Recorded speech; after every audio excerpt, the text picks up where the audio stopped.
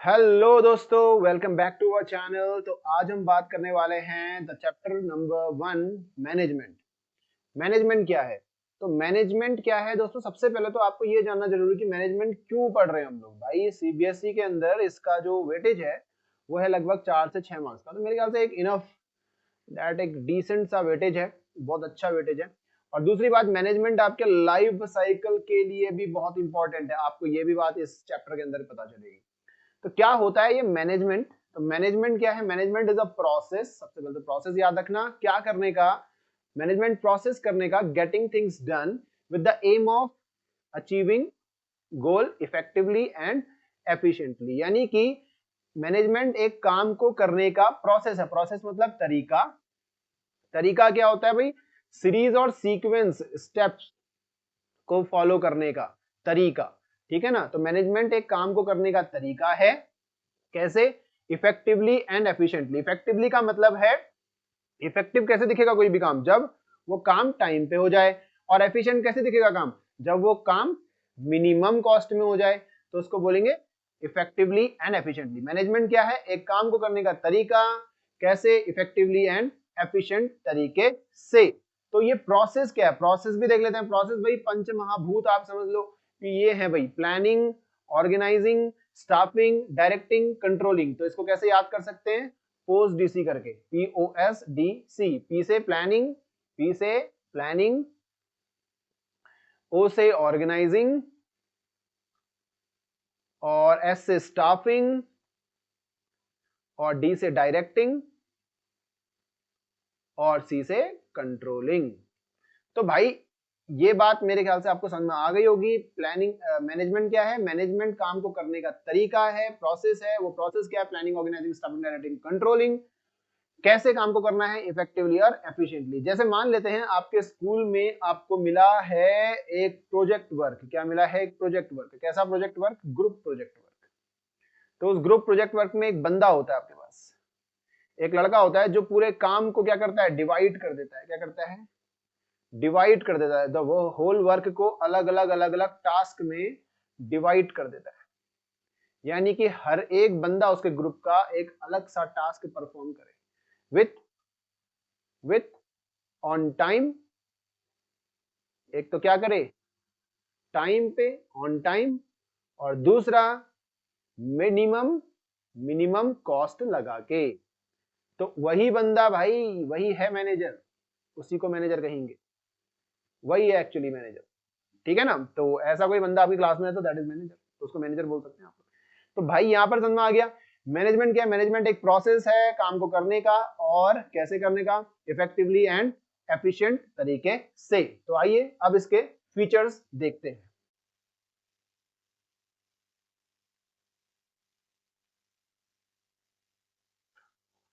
तो फीचर्स में सबसे पहले आपका फीचर है management is goal oriented process. Goal oriented process का मीनिंग क्या है भाई? एक मैनेजरियल फंक्शन जो होता है, एक मैनेजरियल फंक्शन यानी कि एक मैनेजर जो है वो हमेशा उसका काम होता है कि भाई वो क्या करेगा? गोल को अचीव करने की कोशिश करेगा। गोल ऑफ द ऑर्गेनाइजेशन, हमेशा वो गोल को पूरा करने की कोशिश करेगा। क्या करने की कोशिश करेगा? उसका हमेशा एम क्या होता है? Always aim towards achieve the goal of the organization. दूसरा प्रोसेस है, दूसरा फीचर है management is pervasive. Management is pervasive. Pervasive का मतलब है कि हर जगह, हर जगह मतलब जैसे कि, यानी कि all type of organisation, all type of organisation, सारे प्रकार के ऑर्गेनाइजेशन में, ऑल डिपार्टमेंट्स में, सारे के सारे डिपार्टमेंट्स में, या फिर all the levels of the organization, यानी कि सारे के सारे लेवल्स में, all the levels of management. हर जगह मैनेजमेंट पाया जाता है, यानी कि मैनेजमेंट हर जगह पाया जाता है। मैनेजमेंट और management is multi dimension. Multi मतलब देखो, मल्टीटास्किंग बोलते हैं, यानी कि जो हर काम को कर पाता है। तो ऐसी मैनेजमेंट हर जगह पाया जाता है, हर काम को करने के लिए तैयार है। तो management of work, management of people, management of operation, management of work का मतलब क्या है भाई? मैनेजमेंट ऑफ वर्क का मतलब क्या है कि भाई हर प्रकार, जैसे कोई भी ऑर्गेनाइजेशन है काम कर रहा है, जैसे मान लो स्कूल है, स्कूल क्या कर रहा है? स्कूल परफॉर्म कर रहा है भाई एजुकेशन देने का काम कर रहा है। हॉस्पिटल क्या काम कर रहा है? हॉस्पिटल काम कर रहा है हॉस्पिटल फैसिलिटीज का काम देने करने का काम कर रहा है। तो यहाँ पर क्या होता है? वर्क का मतलब है, वर्क का मतलब है वर्क मीन्स जो मेन पर्पस है, जो मेन पर्पस है या फिर जो मेन टास्क है उसको परफॉर्म करता है मैनेजमेंट। यानी कि जैसे मैंने कहा स्कूल है, स्कूल क्या काम करता है? स्कूल क्या काम करता है? एजुकेशन देने का, तो ये इसका मेन पर्पस हो गया। हॉस्पिटल क्या काम करता है? हॉस्पिटल काम करता है हेल्थ फैसिलिटी देने का, तो हेल्थ फैसिलिटी देने का काम। तो यही है मैनेजमेंट। मैनेजमेंट मतलब मेन पर्पस के लिए काम करता है। अब दूसरा मैनेजमेंट ऑफ पीपल्स, तो भाई पीपल्स कहो या फिर आप एम्प्लॉय कहो, एक ही बात है। तो ये क्या है? ये बहुत ही ज्यादा employees are the important assets. Employees क्या है? बहुत ही ज्यादा इंपॉर्टेंट है, इंपॉर्टेंट एसेट है एक ऑर्गेनाइजेशन के लिए, क्योंकि एम्प्लॉयज के द्वारा ही काम होगा। तो यहाँ पर क्या है? मैनेजमेंट ऑफ पीपल का मतलब है कि भाई उन्हीं लोगों का प्रबंध करना। मैनेजमेंट ऑफ ऑपरेशन, ऑपरेशन का मतलब होता है स्टूडेंट एक्टिविटी, एक्टिविटी। तो जो भी एक्टिविटी परफॉर्म हो रही है, यानी कि जो भी प्रोडक्शन साइकिल है, प्रोडक्शन साइकिल है मैनेजमेंट की, उसको परफॉर्म करने का काम भी मैनेजमेंट करता है।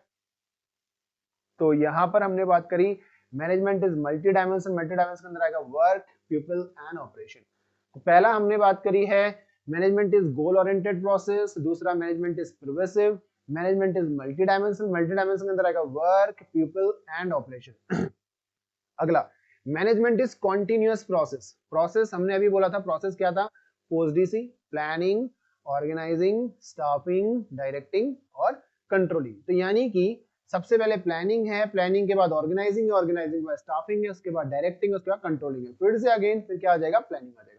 तो ये हमेशा चलने वाली प्रक्रिया है, सतत चलने वाली प्रक्रिया है। Management is a continuous process. अगला है management is group activity, group activity. तो मैनेजमेंट कोई एक आदमी का काम तो नहीं है एक आदमी का काम तो नहीं है, मैनेजमेंट तो पूरे ग्रुप का काम है। तो एक आदमी कुछ और काम करेगा, कोई दूसरा, कोई तीसरा, है ना। जैसे मान लो आपने बर्थडे मनाना है, बर्थडे करना है, तो एक आदमी मार्केट जाएगा सामान लाने, फॉर बाइंग। एक आदमी घर की सजावट करेगा, डेकोरेशन। एक आदमी अदर कोई खाने पीने का आइटम्स उससे रिलेटेड कोई काम कर लेगा, है ना। तो सब अलग अलग तरीके से काम करेंगे, तब जाके एक सही काम सही तरीके से हो पाता है और टाइम पे हो पाता है। तो उसी को मैनेजमेंट कहते हैं। Management is dynamic function, dynamic, ये भी इंपॉर्टेंट है। डायनामिक फंक्शन मतलब इन्वायरमेंट, भाई अलग अलग इन्वायरमेंट में काम करता है मैनेजमेंट। देखो सबसे पहले तो कोई भी ऑर्गेनाइजेशन जो है, कोई भी ऑर्गेनाइजेशन जो है वो इंटरनल के साथ नहीं करता, एक्सटर्नल के साथ काम करता है। एक्सटर्नल, एक्सटर्नल के अंदर क्या आएगा? सोसाइटी, सोशल वर्क भी करना पड़ेगा, पॉलिटिकल, पॉलिटिकल भी देखना पड़ेगा भाई, लीगल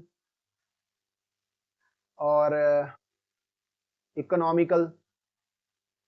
तो इस तरह के सारे एक्सटर्नल फोर्सेस जो होते हैं वो बिजनेस को इफेक्ट करते हैं। तो उन इफेक्ट के साथ ही बिजनेस को काम करना है। तो सारा का सारा business external activities, external forces के साथ काम करता है। तो भाई मैनेजमेंट ने उस हिसाब से अपने आप को बदलना पड़ता है। सोशल के साथ सोसाइटी के साथ सोशल वर्क के लिए काम करना पड़ेगा, पॉलिटिकल के साथ पॉलिटिकल तरीके से काम करना पड़ेगा, लीगल के साथ लीगल तरीके से काम करना, इकोनॉमिकल तरीके से काम करना पड़ेगा, टेक्नोलॉजिकल होगा तो उस हिसाब से हमने सोचना पड़ेगा। तो मैनेजमेंट हर एक एनवायरनमेंट में उस तरीके से रिएक्ट करता है। That is called management dynamic function. Intangible forces, अब इनटेंजिबल का मतलब क्या है? इनटेंजिबल का मतलब होता है कि भाई जो ना दिखने वाली, which cannot be seen or touch, जिसको देख नहीं सकते और जिसको छू नहीं सकते, उसको क्या बोलते हैं? इंटेंजिबल। तो मैनेजमेंट क्या है? एक इंटेंजिबल फोर्स है। तो हमने कौन कौन सी बात करी? Management is goal oriented process, management is pervasive, multi dimensional, continuous process, group activity, dynamic function है, इंटेंजिबल। तो इसमें से इंपॉर्टेंट क्या है जो मैक्सिमम टाइम पूछा जाता है वो है एक तो ये management is dynamic, management multi dimensional, management is pervasive, इसके ऊपर क्वेश्चन आता है, और तीसरा आता है मैनेजमेंट इज डायनामिक फंक्शन। तो ये सब चीजों के बारे में पूछा जाता है। अब बात करते हैं स्टूडेंट्स नेक्स्ट टॉपिक की, वो है आपका ऑब्जेक्टिव्स। ऑब्जेक्टिव, उद्देश्य क्या है मैनेजमेंट के, क्या उद्देश्य है मैनेजमेंट के जो ऑब्जेक्टिव्स हैं, जो उद्देश्य हैं, उसको हम लोग 3 पार्ट्स में डिवाइड कर सकते हैं। Organisational objective, social objective and personal objective. तो ऑर्गेनाइजेशनल ऑब्जेक्टिव क्या होता है भाई? मैनेजमेंट के अपने लिए, अपने ऑर्गेनाइजेशन के लिए क्या ऑब्जेक्टिव? सबसे पहले तो देखो, कोई भी बिजनेस अगर पहली बार ओपन हो रहा है तो उसका पहला जो ऑब्जेक्टिव होता है, नंबर 1 जो ऑब्जेक्टिव होता है वो होता है सर्वाइवल। क्या होता है? सर्वाइवल। पहला ऑब्जेक्टिव क्या है? सर्वाइवल। दूसरा ऑब्जेक्टिव क्या होगा भाई? पहले तो सर्वाइव करेगा ना, मार्केट के अंदर स्टेबल होगा, कुछ टाइम तक काम करेगा, सीखेगा, जानेगा कैसी मार्केट चल रही, तो वो सब उसको बोलेंगे सर्वाइवल। दूसरा ऑब्जेक्टिव क्या है आपका? फिर होगा आपको, जब आप सर्वाइव कर लोगे फिर आप बोलोगे भी हाँ अब हम लोग प्रॉफिट कमाने योग्य हो गए हैं, तो फिर आप प्रॉफिट कमाओगे, और जैसे ही आपको प्रॉफिट होगा फिर आपका तीसरा ऑब्जेक्टिव रहेगा ग्रोथ। अब करनी है हमने ग्रोथ। तो भाई ऑर्गेनाइजेशन ऑब्जेक्टिव क्या है? Survival, profit, growth. इसको कैसे याद कर सकते हैं भाई? याद कर लेना, बार बार बोलते जाओ बोलते जाओ बोलते जाओ। एसपीजी क्या है? एसपीजी, एसपीजी ऑर्गेनाइजेशन ऑब्जेक्टिव क्या है? SPG, survival, profit, growth, SPG. ये बेसिकली एक आदमी के लिए भी है। कोई आदमी सबसे पहले सर्वाइव तो करेगा, फिर उसके बाद प्रॉफिट कमाएगा, यानी कि कुछ कमाना शुरू कर देगा, फिर उसका अपनी ग्रोथ करेगा। तो यही तो मूल मंत्र है ऑर्गेनाइजेशन ऑब्जेक्टिव। सोशल ऑब्जेक्टिव की बात करते हैं। सोशल ऑब्जेक्टिव क्या होता है भाई? सोसाइटी के लिए क्या कार्य करेंगे? ऑब्जेक्टिव्स क्या क्या कार्य करना? Using environmental friendly, using environmental friendly method. भाई इन्वायरमेंट के लिए जो जरूरी हो उस तरह के मेथड्स का इस्तेमाल किया जाए, यूजिंग इन्वायरमेंट फ्रेंडली मेथड। दूसरा आपका क्या आ जाएगा? कोई भी बहुत सारे हो सकते हैं सोसाइटी के लिए ऑब्जेक्टिव भाई। Providing quality product, quality product भाई, क्वालिटी प्रोडक्ट दो, है ना, एट रीजनेबल प्राइसेस। तीसरा हम लोग बात कर सकते हैं भाई एम्प्लॉयमेंट अपॉर्चुनिटीज,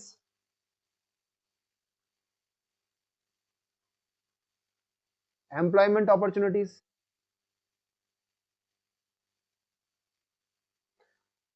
और भी हो सकते हैं, बहुत सारे हो सकते हैं। Supply of quality product at reasonable prices बोल सकते हैं। Generation of economic health,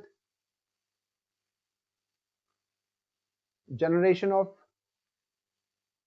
economic health.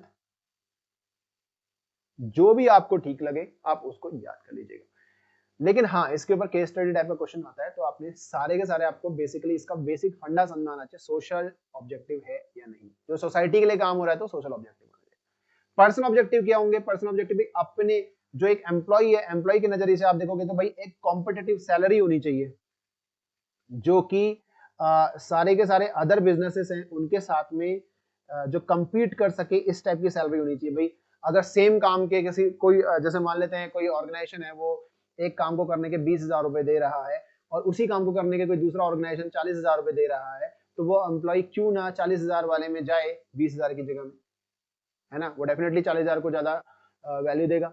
तो एक कॉम्पिटेटिव सैलरी होनी चाहिए। मैं ये नहीं कह रहा कि आप 40 ही कर दो, लेकिन भाई एटलीस्ट आपके पास 35, 36, 37 के आसपास की सैलरी होनी चाहिए, ताकि आप एक कंपटीशन दे पाओ, ठीक है ना? तो कॉम्पिटेटिव सैलरी होनी चाहिए, प्रमोशन होना चाहिए, प्रमोशन टाइम पे होना चाहिए भाई, ट्रेनिंग एंड डेवलपमेंट प्रोग्राम चला लो, ठीक है ना? उनके पर्सनल जो उनका रिकॉग्नाइज है, पीर रिकॉग्निशन कह सकते हैं उसको,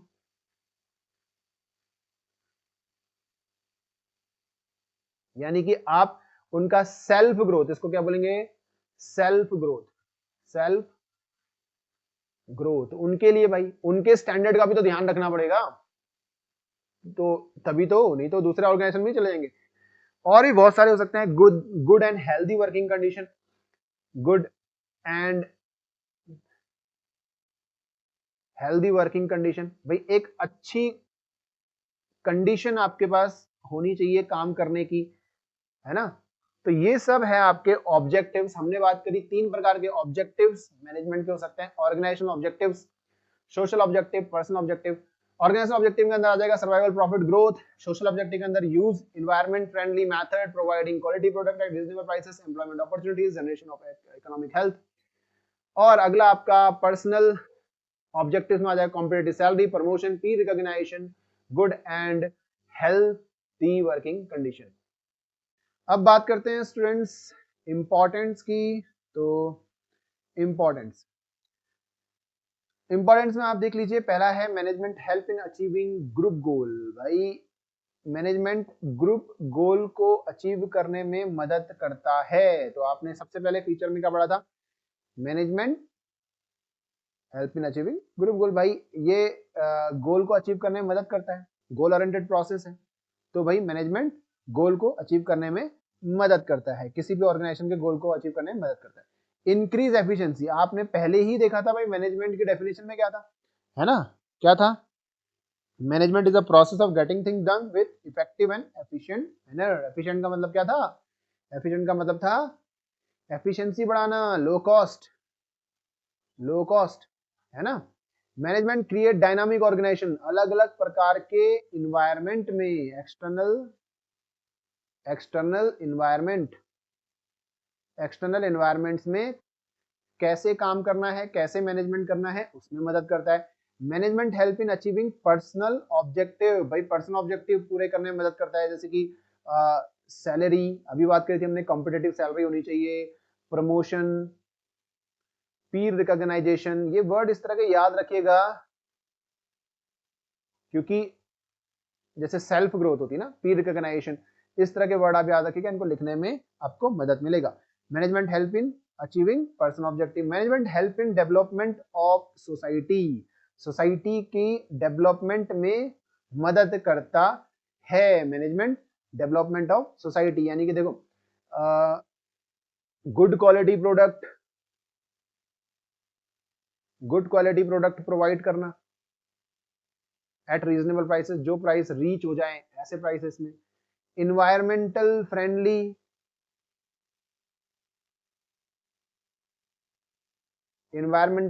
अभी तो हमने बात करी इसके ऊपर, है ना, अभी थोड़ी देर पहले बात करी, भाई इन्वायरमेंटल फ्रेंडली होना चाहिए, है ना। Providing good quality product, employment opportunities, ठीक है। तो यही सब आपका इसके अंदर आएगा सोसाइटी के लिए। तो बेसिकली अगर आप ऑब्जेक्टिव्स की तरफ देख रहे हैं, तो ऑब्जेक्टिव्स अगर आपको याद हैं, तो ऑब्जेक्टिव से ही आप ये भी बोल सकते हो, भाई ऑर्गेनाइजेशन के ऑब्जेक्टिव पूरे करने में मदद करता है, बिल्कुल मदद करता है। सोसाइटी का ऑब्जेक्टिव पूरे करने में मदद करता है, बिल्कुल करता है। पर्सनल ऑब्जेक्टिव पूरे करने में मदद करता है, बिल्कुल करता है। तो आपके 3 इंपॉर्टेंस तो यहीं से हो गए। अगर आपको डायरेक्ट इंपॉर्टेंट पूछता है, आप बोल सकते हो management help in achieving organisational objective, management help in achieving personal objective, management help in achieving society objective. तो वो सब आप बोल सकते हैं। Management help in increasing efficiency, dynamic organisation, तो इस तरह के वर्ड आप यहाँ पे को बोल सकते हो। अब बात करते हैं स्टूडेंट्स इसके लेवल्स की, जो कि बहुत ही ज्यादा इंपॉर्टेंट है। ये यहाँ से क्वेश्चन बहुत पूछे जाते हैं। लेवल्स की बात करें तो इसके 3 लेवल्स हैं, टॉप लेवल, मिड लेवल और लोअर लेवल। भाई टॉप लेवल में कौन आते हैं, टॉप लेवल में आते हैं board of directors, chairman, general manager, CEO, chief executive officer, CFO, chief financial officer, COO, chief operational officer. Middle में आते हैं आपके जो भी मैनेजर्स हैं, वो मिडिल में आएंगे, purchase manager, sale manager, marketing manager, executive officer, plant superintendent, divisional head, departmental head. Lower में आएंगे आपका supervisor, superintendent, foreman, section officer, clerk, sub departmental executive. तो ये सब आपका यहाँ पे आते हैं। ध्यान देने वाली बात यहाँ पर ये है स्टूडेंट्स, इसको थोड़ा सा कंसिडर करिएगा। तो यहाँ पे जनरल मैनेजर है वो आपका सिर्फ और सिर्फ टॉप में है और बाकी सारे मैनेजर्स आपके लो में है, तो इसमें कंफ्यूजन होता है। इसको आप लोग थोड़ा सा ध्यान से याद कर लीजिएगा। सिर्फ जनरल मैनेजर है जो टॉप में आता है, बाकी सारे मैनेजर्स आपके नीचे आते हैं। अब जो इंपॉर्टेंट है वो है इसके फंक्शंस। पूछे जाते हैं इसके फंक्शंस क्या है। भाई सिंपल है, टॉप लेवल का व्यक्ति क्या काम करेगा, क्या बताओ क्या काम करेगा? टॉप लेवल, जो टॉप लेवल है वो क्या काम करेगा? अगर मैं इसके फंक्शंस की बात करूं तो टॉप लेवल क्या कर रहा है? डिटरमाइनिंग, ये आपने बाय हार्ट याद करने, याद रखेगा, बहुत इजी है भाई। टॉप लेवल का काम क्या करता है? ऑब्जेक्टिव्स बनाने का काम करता है, डिटरमाइनिंग ऑब्जेक्टिव्स। और हम क्या बोल सकते हैं? डिटरमाइनिंग पॉलिसीज, पॉलिसीज बनाने का काम करते हैं। डिटरमाइनिंग एक्टिविटीज, एक्टिविटी बनाने का काम करते हैं। असेंबलिंग रिसोर्सेस, रिसोर्सेस को कौन जुटाता है? Assembling resources. Controlling process, controlling the worker performance या फिर वर्क परफॉर्मेंस।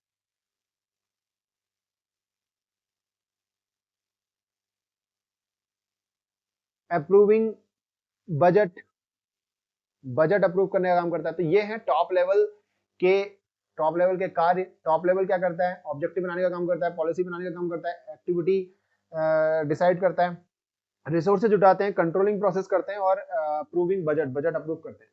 तो ये है टॉप लेवल के काम। अगर हम बात करें मिडिल लेवल के क्या काम है भाई? मिडिल लेवल के क्या काम है?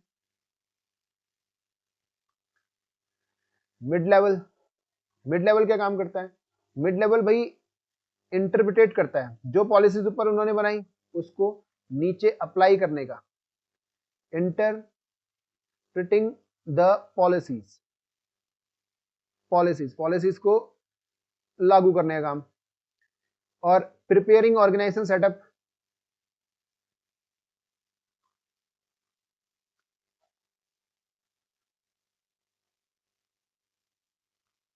ऑर्गेनाइजेशनल सेटअप बनाता है। अभी हम लोग ऑर्गेनाइजेशन के बारे में आगे पढ़ेंगे। अपॉइंटिंग एम्प्लॉइज, अब ऑर्गेनाइजेशन सेटअप बनाया तो उसमें अपॉइंट करने का काम भी यही करता है, appointing employees. Motivating the employees, भाई एम्प्लॉइज को लगाया तो मोटिवेट भी तो करेंगे, motivating employees. Creating corporation, cooperation, creating cooperation. अब भाई कोऑपरेशन होना भी जरूरी है एक दूसरे के साथ, ये भी मैनेजमेंट का एक फंक्शन ही है, कोऑपरेशन। अब बात करते हैं थर्ड लेवल, यानी कि जो लो लेवल है वो क्या काम करता है? लोअर लेवल, लोअर लेवल देखो ग्राउंड लेवल के ऊपर ध्यान रखने का काम करता है, सुपरवाइजरी का काम बेसिकली। सबमिटिंग वर्किंग ग्रेवियंसेस, भाई वर्कर्स को अगर कोई दिक्कत है, कोई तकलीफ हो गई है तो उसको सबमिट करने का काम यही करेंगे, submitting workers grievances. ensuring proper working environment,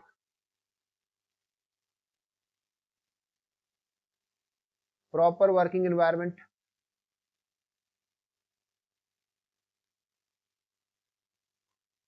भाई सही तरीके से काम हो रहा है नहीं हो रहा है। ensuring the safety, safety of the worker, safety का ध्यान कीजिए, वर्कर्स के साथ तो यही काम कर रहे हैं, तो सेफ्टी ऑफ वर्कर्स, वर्कर्स की सेफ्टी का ध्यान भी यही रखेंगे। Helping middle level,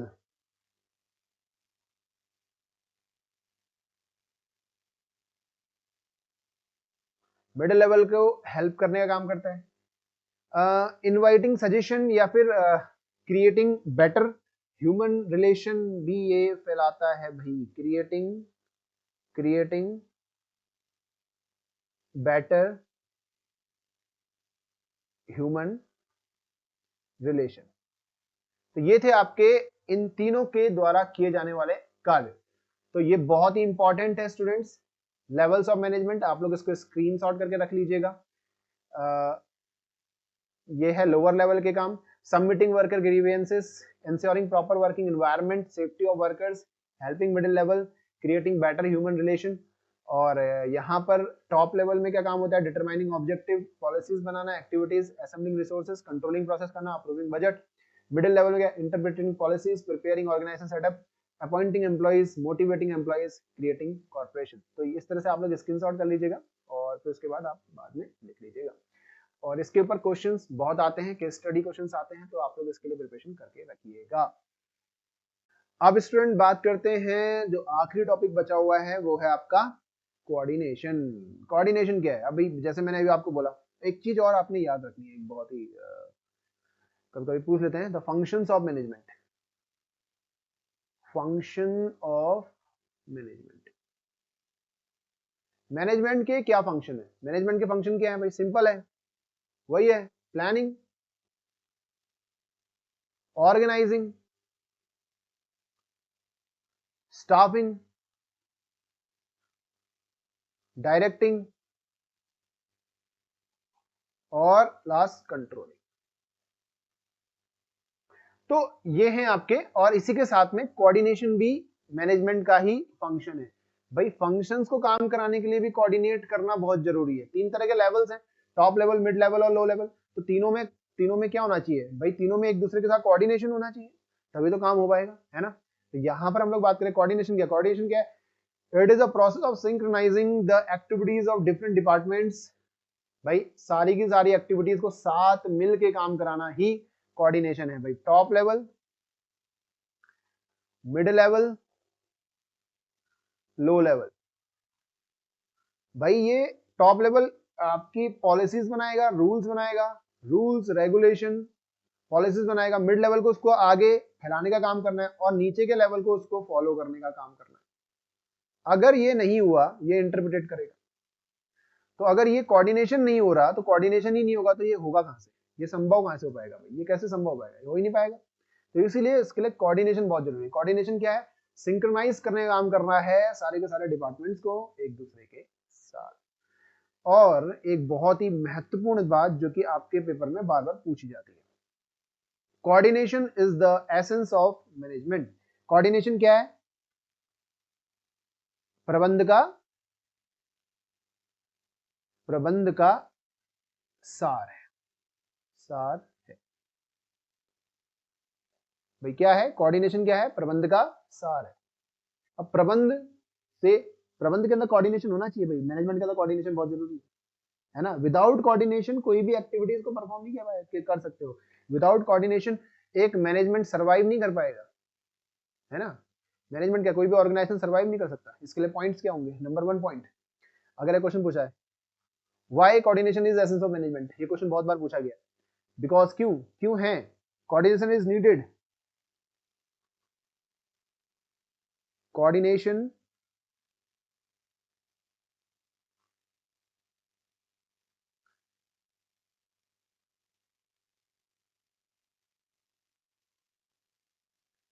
coordination is needed to perform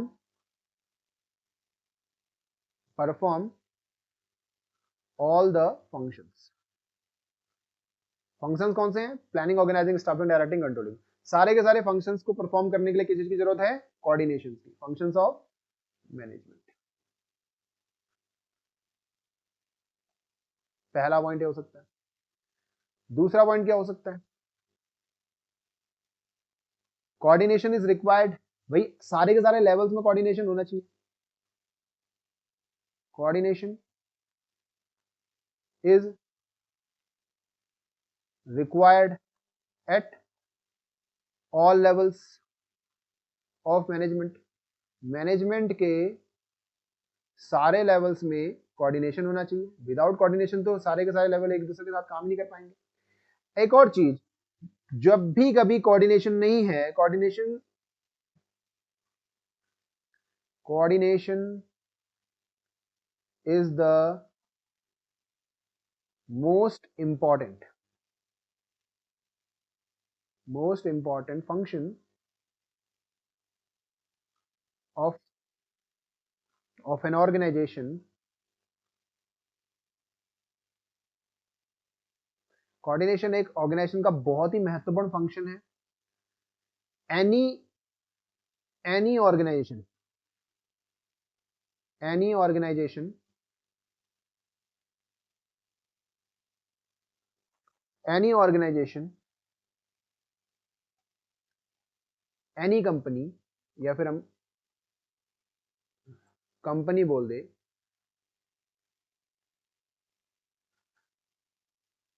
any organization, any company which fail to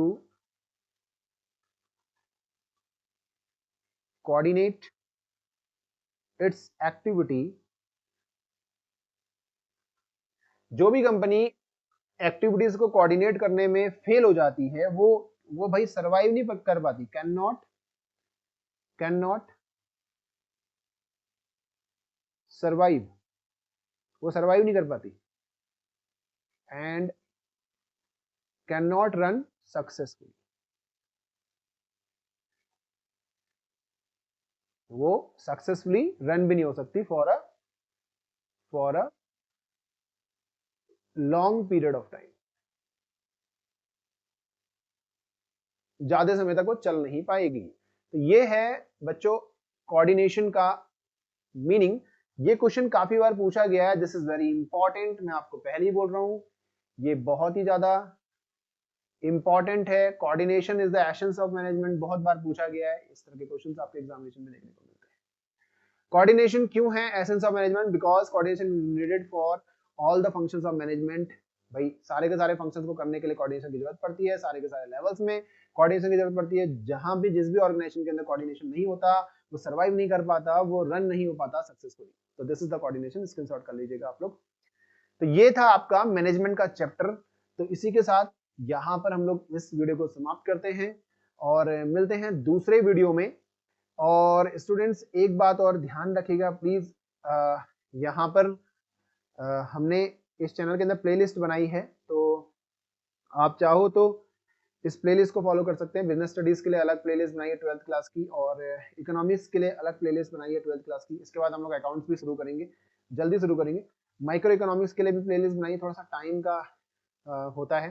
तो आप लोग प्लीज शेयर करें, सब्सक्राइब करें, जिससे कि हमको मोटिवेशन मिलेगा और हम लोग ज्यादा से ज्यादा वीडियोस आपके लिए लेके आ पाएंगे। तो मिलते हैं नेक्स्ट वीडियो में, तब तक के लिए बाय बाय, टेक केयर।